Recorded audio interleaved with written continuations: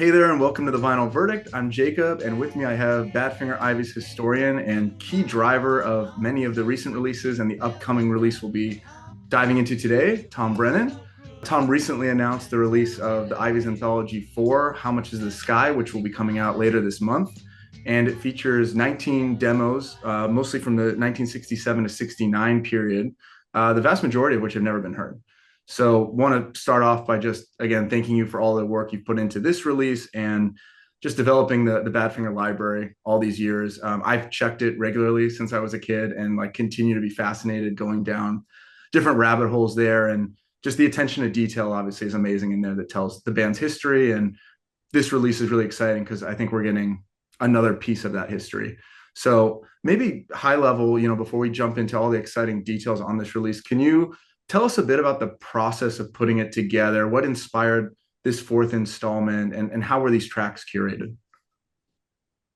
Well, the process was first of all going through all the recordings that are available and making a list of all the different songs, and from there just reviewing all the recordings that we have available, and then determining which ones are usable, which ones are not, because some might have some technical flaws or may not be something that can be released, may be damaged or whatever.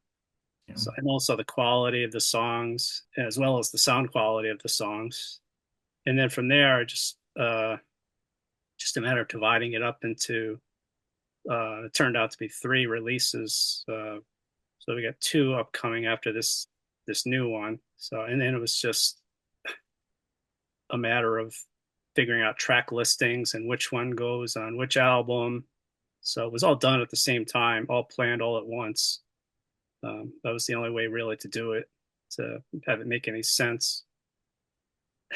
It kind of fell together as far as like thematic. I discovered some of the songs had lyrics relating to the sky or the sun or the stars. So I tried to put as many of those on this album because that made sense.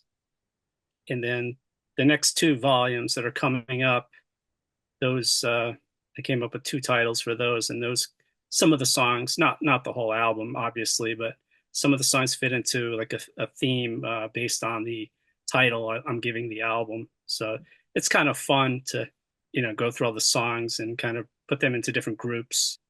It sounds like more of a collage, and there's definitely a lot of intention, I'm sure, that goes into weaving that fabric, right? I noticed this one, it feels much more representative of the whole band. I think we have, a lot of songs from Pete, but also Tom, Mike, and Ron on this release. So that was really refreshing, I think, to get kind of the representation of the full band. I imagine that was intentional as well. Yeah, another part of the process was evenly distributing them on each album so you don't have too many Pete songs or too many Tom songs. So try to evenly spread them out. So Mike gets his fair share and Ron. You've done a couple releases so far. You have a couple ahead that you're already planning on that roadmap. Would you say you found the groove in terms of the restoration and process, or were there any particular challenges with these 19 tracks compared to others? Yeah, pretty much found the groove. The biggest problem I'm coming across are dropouts. Um, some dropouts unfortunately can't be fixed. Other ones, like on this new release, the song "Fresh" had a dropout on the intro. I was able to patch it from a later chorus, so I was able to use the recording. Because later on, actually, I found another take of that song, but it just wasn't as good of a performance. This one was the best of the two. I was lucky to be able to patch it and still have it sound complete.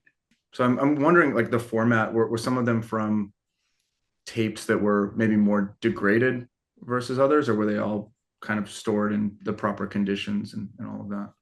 The stuff I work with was all from digital files or CDs that were burned from transfers that Dan Matavina did.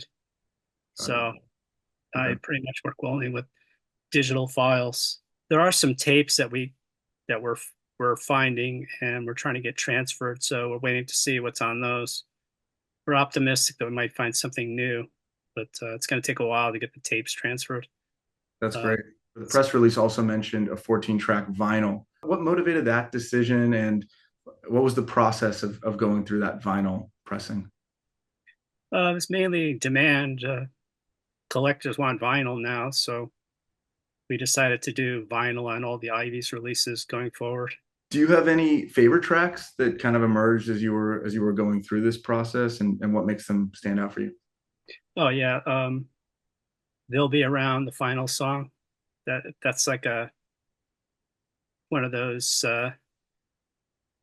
tracks that was put at the end on purpose because it's like one of those great closing song just because of the way it sounds. It's sort of like I've been waiting, being at the end of the Ivy's album. It's like the masterpiece like that goes at the end of the album. It's so interesting and unique. It's different than anything the Ivy's ever did, and it's been totally lost for all these years. Nobody's even known about it. Yeah. Yeah, that was a strong finish. I did notice that was probably last for a reason. That had to go at the end. Another song I really like is "Stop Before You Go," Tom Evans song. That is just so catchy. I that's always stuck in my head all the time. Yeah, Um, yeah, that's a great one. His uh, songwriting is very strong. it's got lyrics that you can relate to.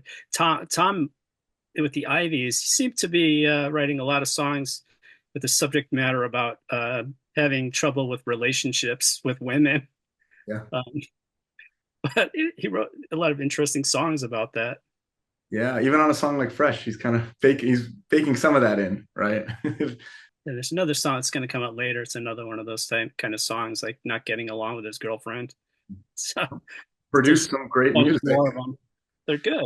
And maybe, yeah, so zooming out and thinking about the longer journey of the Ivies and Badfinger. I mean, there's such a deep reservoir of material for the brief time that they were together. How do you kind of see the role of these songs and this period of the Ivies in the term of Badfinger's overall legacy? I hope it's going to open people's eyes and give them a more rounded view of what the Ivies really were like. It gives more of a broader scope of what they were capable of musically and lyrically. I think some of these songs are more rocking and uh, more than the Maybe Tomorrow. The Maybe Tomorrow album was more of like softer songs. And I know that the Ivies weren't happy with Tony Visconti as a producer. That's why they always pushed for Mal Evans to work with them. They didn't like the direction Tony was pushing them into, and they were resisting a lot. And they weren't. I don't think they were happy with the way that album came out. Yeah. It was basically made as attempts at writing a single, so they were just practicing and trying to come up with a hit song. So it's not really a coherent album. It's just a bunch of songs thrown together, really. Yeah. Yeah. What can you tell us about the producers on these tracks? Is that known at all? If these are from Mal Evans No, period? no, they're all self-produced Got it. by the Ivies. Okay. One song, "I'll Kiss You Goodnight," was done in a studio, but it was produced by the Ivies. Got it. Okay. Interesting. And then I know that I think the sausage and egg here is from that Ray Davies session, right? Yeah, that's from the Ray Davies session from January '67. The other two songs, "Taxi" and "I Believe in You, Girl," those already came out on the Golden Delicious collection. Yeah. So that's an interesting kind of compilation to put together now if folks want to listen to the session they did with Ray Davies in 67. But Um, "Sausage and Egg" is good because you get to hear all the guys singing. yeah. Yeah. That's a fun one. That's the only one with Dave Jenkins on it on this album. True. Yeah. Because I guess that would be the earliest track. Yeah, it's the earliest track. In terms of time period, I know, it's kind of boxed in that 67 to 69 era. Any sense of, are these more in the earlier side of 67 or kind of spread throughout? Uh, Mainly in the middle, probably most of them from '68, Okay. but stuff from '69, like "They'll Be Around." Just look inside the cover, I think, might be from '69. Oh, It's interesting. hard to tell. Sometimes they'd record and then it'd be hanging around for a year and they'd be like going back to it and doing more work on it. Yeah. Um, some songs they work on multiple times and re-record it, like "Hi Fi Piddly Po." That's that's a different take of they did another version of it, Looking for My Baby, but it's a totally different recording. I'm gonna ask you, okay, but they're so proficient that it sounds fairly similar, but they so that was re-recorded, the one that we got on the Maybe Tomorrow release. Yeah, they re-record some songs more than once, so at different times. Yeah, sometimes that makes me think that there was some intention to really get it on an album, but sometimes maybe they just give it another go because they like it themselves. Um, And I think a lot of the songs weren't really intended for them to release. A lot of them were intended for the publishing to try to get other groups to record them. Interesting. Well, one that I really wanted to ask you about that was kind of the most or the biggest epiphany I had on this release was just look inside the cover. Obviously we have the Seven Park Avenue demo, which I believe is just Pete. I had always assumed, but please correct me if I'm wrong. And I think it was assumed to be from like 72 to 74.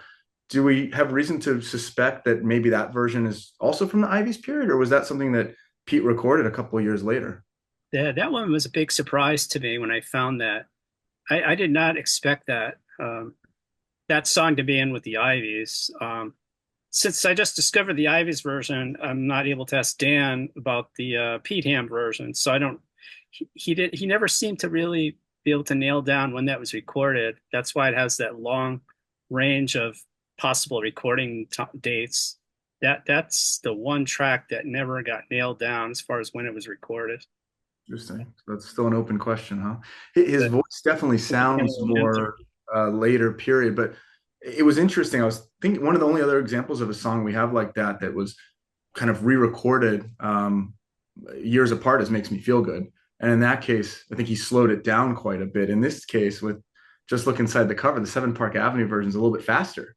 It's possible it was re-recorded in the 70s because he did like the song I Miss You that was done with the Iveys, and then there's actually another demo of Pete doing it in the 70s before he did the Warner Brothers album. That version hasn't come out, but he actually redid the demo again. So Interesting. it is possible it could be from the 70s. It almost shows his affinity and kind of love for some of his compositions. I think when he's keeping it along and trying multiple attempts at it. Yeah, and sometimes you put a song aside and you come back to it later. You might remember it and go, "Oh, I should go back and work on that again. That one was pretty good. Let me try to finish this one off." Or The overdubs though were very similar. I actually had originally assumed the overdubs on Seven Park Avenue were part of like the Matavina process. I know for some of the tracks, but hearing this version, it's very similar arrangement that he had in mind for it. So it sounds very intentional to me. yeah, the Seven Park Avenue. Yeah, there's a lot of those had overdubs added. And then the other surprise, I guess, while we're talking about some of the Pete tracks here, Sally Blue.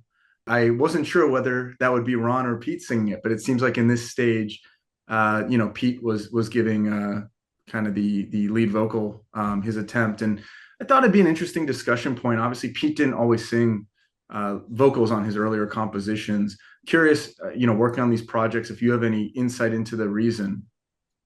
Yeah, Pete really didn't like his voice early on. That was one reason.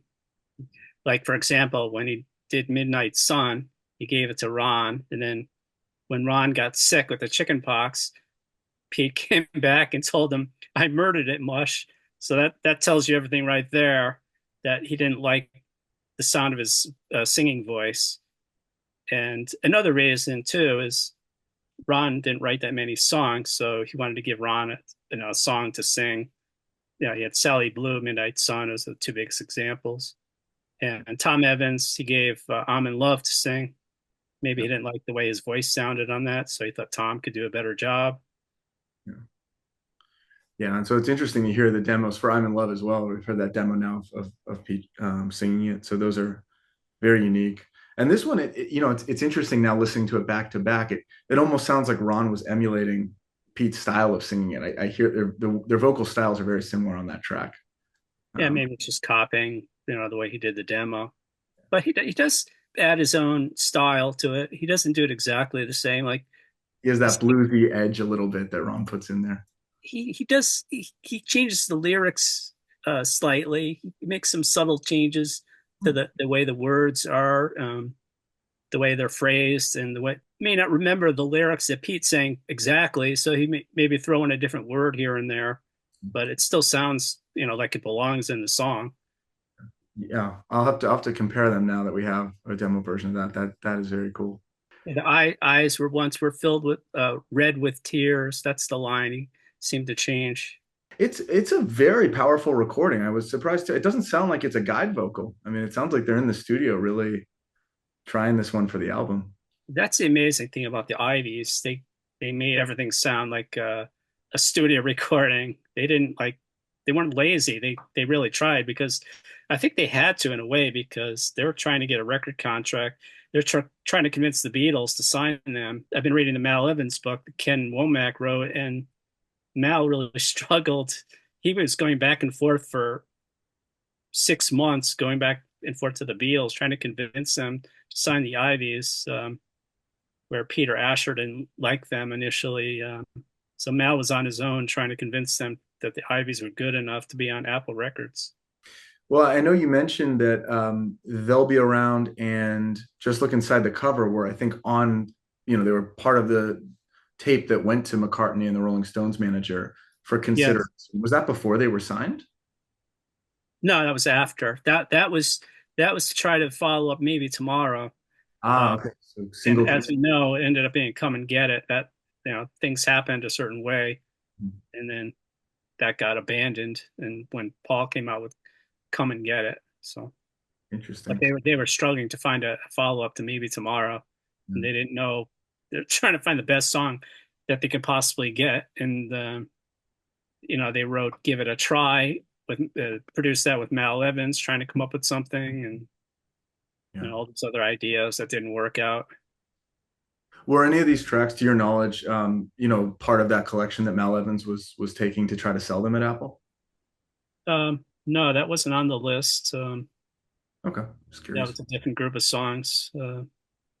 One of the other very notable pieces here, I think that the first song that you released, the single, so to speak, was "How Much Is the Sky," which is the first example of a Pete Ham, Ron Griffiths co-written composition, right? And I think I read that Ron wrote the verses and Pete wrote the chorus, so it truly is kind of 50-50. What was the experience like of discovering that song? Yeah, that we knew about because we had the Pete Ham version. On Keyhole Street, that's right. The the thing about How Much Is the Sky, if you go back to RPM when they were releasing Ivy's demos, the Cherry Red label RPM, um, if you were really paying attention back then, for a short time there was an ad. I can't remember where it was published, but there was an ad for How Much Is the Sky. Originally, Dan Matavina intended it to be a box set of Ivy's demos.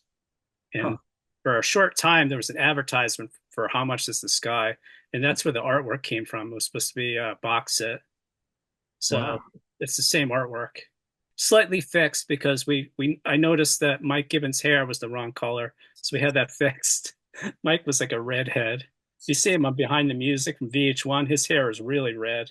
So we had that little detail fixed. That's fascinating. It goes that far back as the idea for the title of the collection.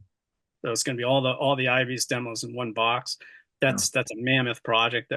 I talked him out of that because it's way too much work, Yeah. way too much music for people to digest. Similar problem with Pete Ham, Keyhole Street.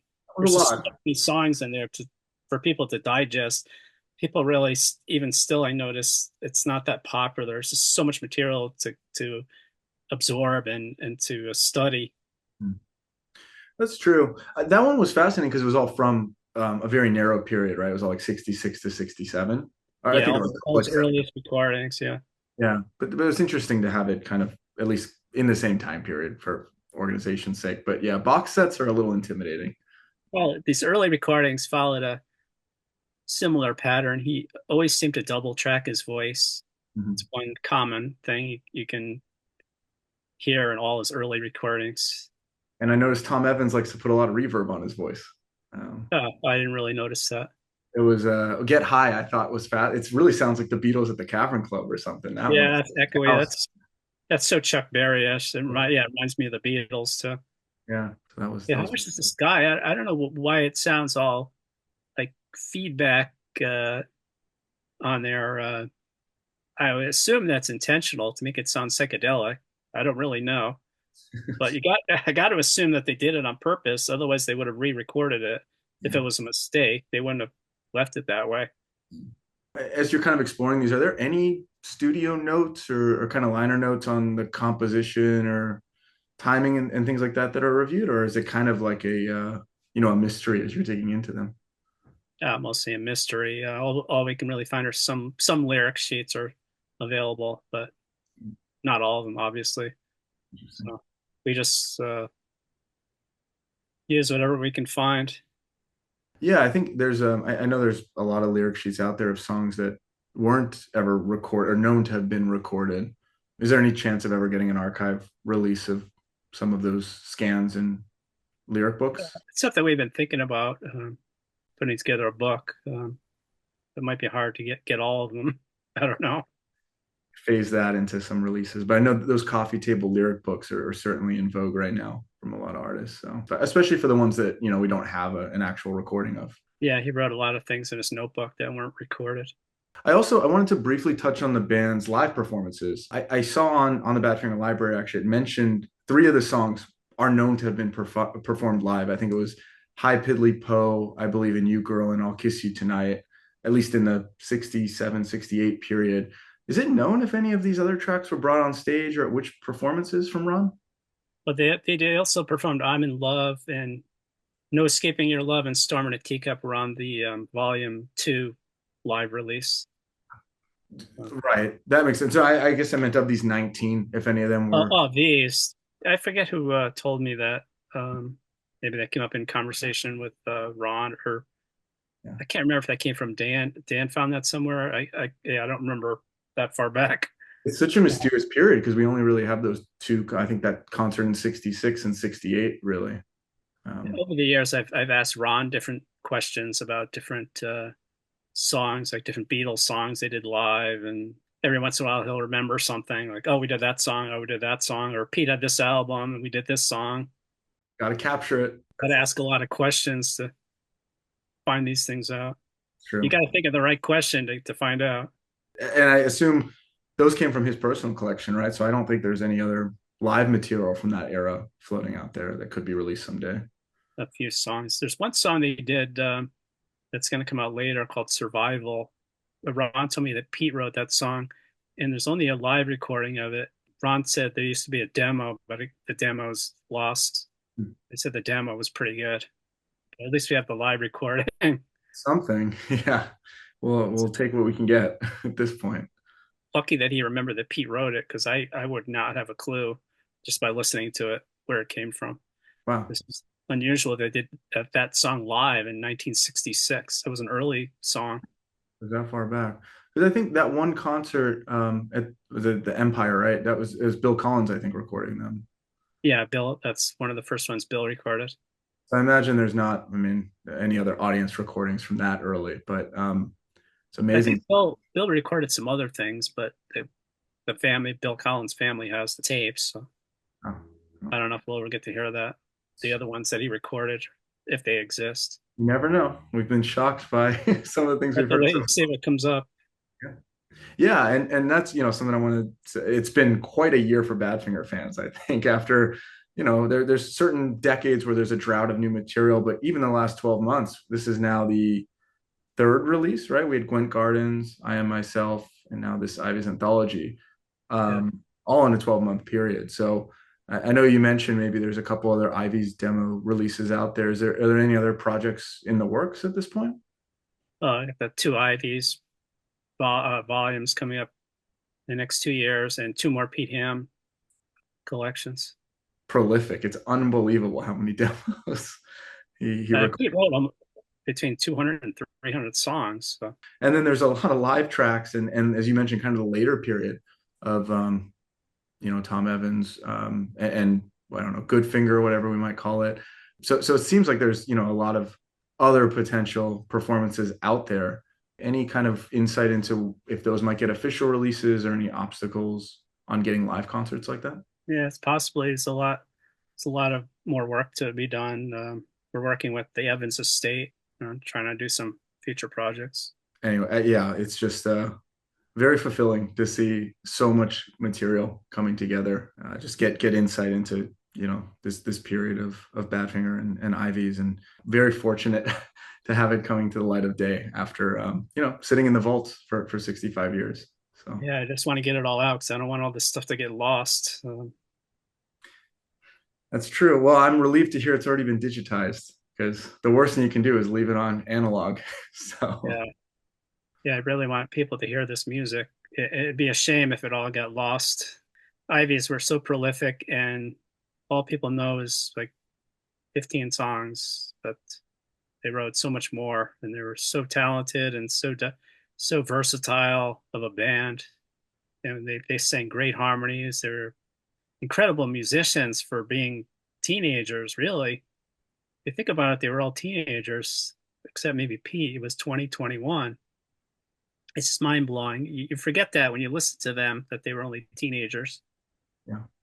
And writing songs for 2, 3 years. I mean, these some of their first compositions, and they sound almost radio ready. I mean, maybe a little bit of production and editing here and there, but the songwriting is always so complete.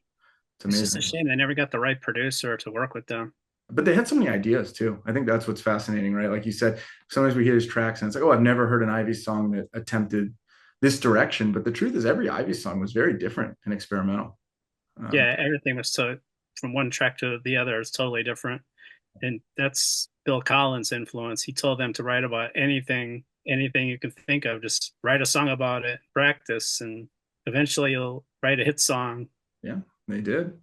And you can certainly hear a lot of the elements that would be in those hit songs, like you said, the harmonies and just the guitar tones and lyrics and everything are. I can see a through line between a lot of the songs here and those ones that the public is more familiar with. So it worked. I hope people appreciate something like "I'll Kiss You Goodnight." That's got beautiful harmonies. That's like comparable to the Beatles doing "Because" or "Yes It Is" or "This Boy." This is the harmony is just unbelievable for teenagers. It's probably my favorite track on here. I think because obviously the Pete demo is also almost perfect in its simplicity and kind of giving his voice the forefront. And you go, how could someone improve on that? And then you hear what the Iveys did, and they always had such a vision, right, for how to bring that into like a band format. And some of these are not Ivy's demos though, right? Just to because I did want to clarify that some like the Mike Gibbons tracks, especially, are more home demos, I assume, from his private collection. Mike's songs are just done in the Revox, like the other Pete Ham tracks and Tom and Ron. Mike's demos seem to be all recorded by himself, Yeah, I guess that's playing the all the parts. He's playing guitar, he's playing percussion, sometimes he's playing drums.